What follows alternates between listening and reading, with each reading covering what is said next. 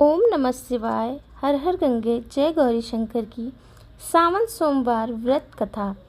एक साहूकार था जो भगवान शिव का अनन्य भक्त था। उसके पास धन धान्य किसी भी चीज़ की कमी नहीं थी, लेकिन उसकी कोई संतान नहीं थी और वह इसी कामना को लेकर रोज़ शिव जी के मंदिर में जाकर दीपक जलाता था।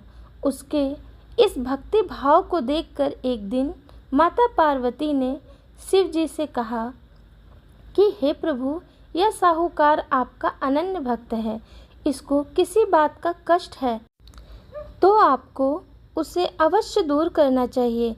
शिव जी बोले कि हे पार्वती, इस साहूकार के पास पुत्र नहीं है, यह इसी से दुखी रहता है। माता पार्वती कहती हैं कि हे ईश्वर, कृपा करके इसे पुत्र का वरदान दे दीजिए। तब भोलेनाथ ने कहा कि हे पार्वती, साहूकार के भाग्य में पुत्र का योग नहीं है। ऐसे में अगर इसे पुत्र प्राप्ति का वरदान मिल भी गया तो वह केवल 12 वर्ष की आयु तक ही जीवित रहेगा। यह सुनने के बाद भी माता पार्वती ने कहा कि हे प्रभु, आपको इस साहूकार को पुत्र का वरदान देना ही होगा, अन्यथा भक्त क्यों आपकी सेवा पूजा करेंगे। माता के बार बार कहने से भोलेनाथ ने साहूकार को पुत्र का वरदान दिया, लेकिन यह भी कहा कि वह केवल 12 वर्ष तक ही जीवित रहेगा।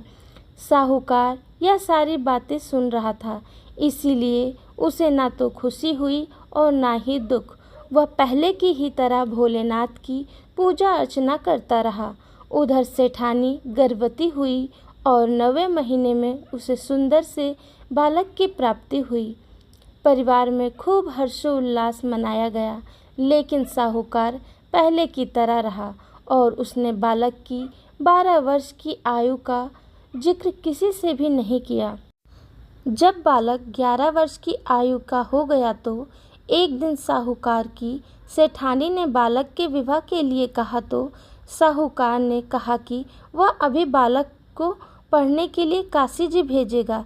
इसके बाद उसने बालक के मामा जी को बुलाया और कहा कि इसे काशी पढ़ने के लिए ले जाओ और रास्ते में जिस भी स्थान पर रुकना वहाँ यज्ञ कराते और ब्राह्मणों को भोजन कराते हुए आगे बढ़ना।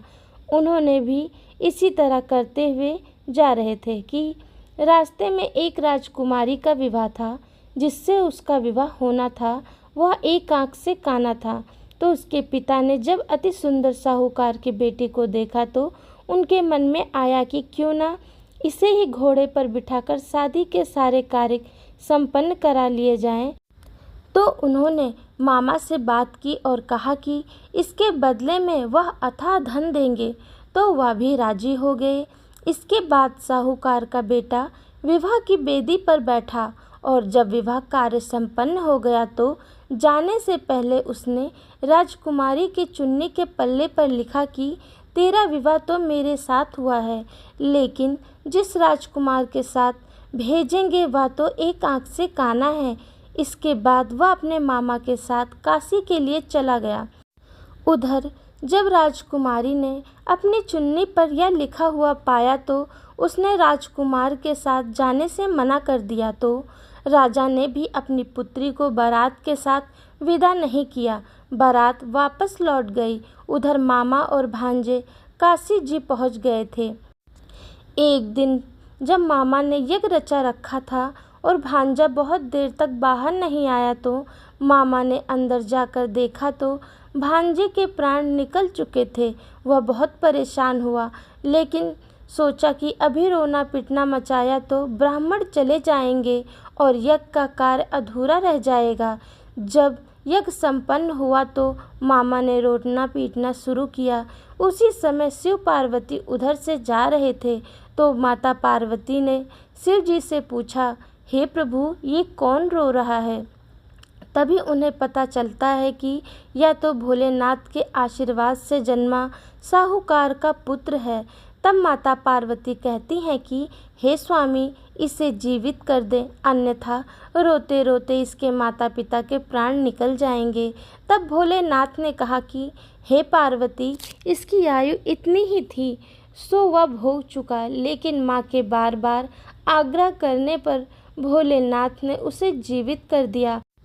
लड़का ओम नमः शिवाय करते हुए जी उठा और मामा भांजे दोनों ने ईश्वर को धन्यवाद दिया और अपनी नगरी की ओर लौटे। रास्ते में वही नगर पड़ा और राजकुमारी ने उन्हें पहचान लिया। तब राजा ने राजकुमारी को साहूकार के बेटे के साथ बहुत सारे धन धान्य के साथ विदा किया। उधर साहूकार और उनकी पत्नी छत पर बैठे थे। उन्होंने यह प्रण कर रखा था कि यदि उनका पुत्र सकुशल न लौटा तो वह छत से कूदकर अपने प्राण त्याग देंगे। तभी लड़के के मामा ने आकर साहूकार के बेटे और बहू के आने का समाचार सुनाया, लेकिन वे नहीं माने तो मामा ने शपथ पूर्वक कहा। तब दोनों को विश्वास हो गया और दोनों ने अपने बेटे बहू का स्वागत किया।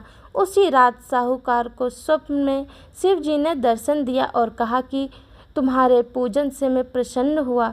इसी प्रकार जो भी व्यक्ति इस कथा को पढ़ेगा या सुनेगा उसके समस्त दुख दूर हो जाएंगे और मनोवांछित फल सभी कामनाओं की पूर्ति होगी।